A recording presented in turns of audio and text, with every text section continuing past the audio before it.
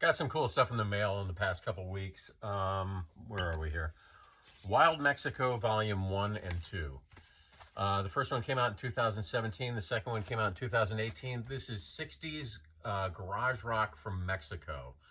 Get Hip, the website Get Hip Records, which is selling these copies. The quote is, "Throw a stick of dynamite at your next lame party and watch the universe go crazy." Well, I like that quote enough that that's all I need to say about it. These are fantastic collections, not easy to find. They're made in Spain. The artwork is great. And as far as buying it, there's a couple available. Volume 2, there's 2 available in the United States. There's several available in Spain, Italy, and France.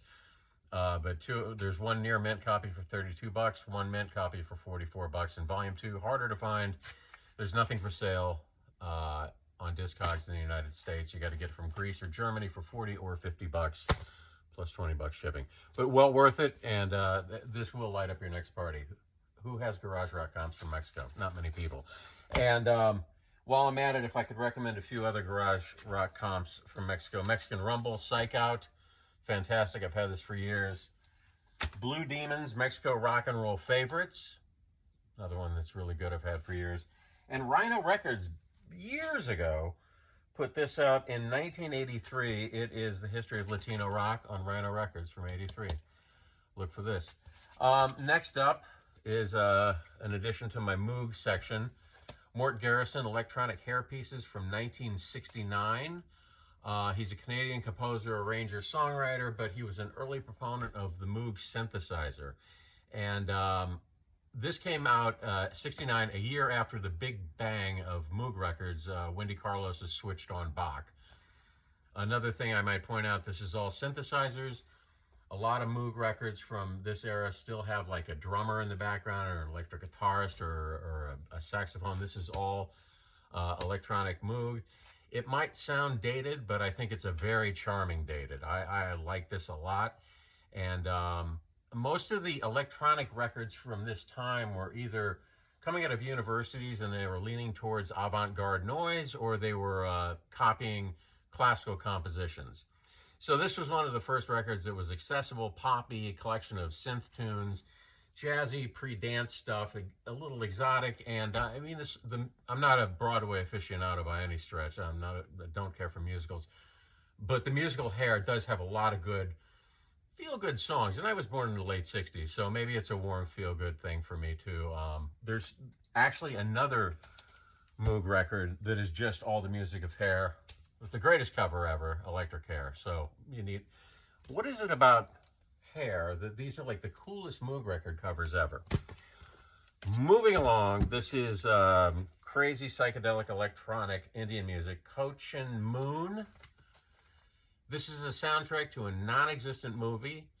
Hiromi Hosono from Yellow Magic Orchestra put this out in 1978, also the same year that Yellow Magic Orchestra's first album came out, in 1978. Yes, Ryuichi Sakamoto is on this. It's electro-tropical sounding.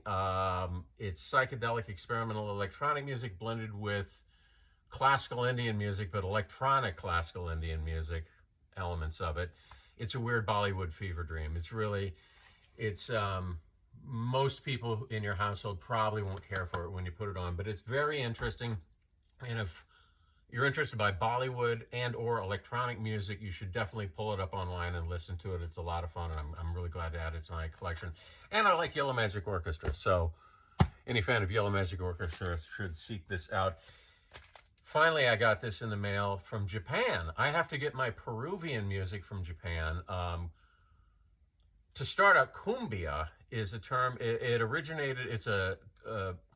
originated in Colombia as their national dance music. Think salsa, only slower. Chicha is from the 1960s, and it's a psychedelic version of cumbia that emerged, characterized by fuzzy electric guitars with lots of wah-wah and reverb.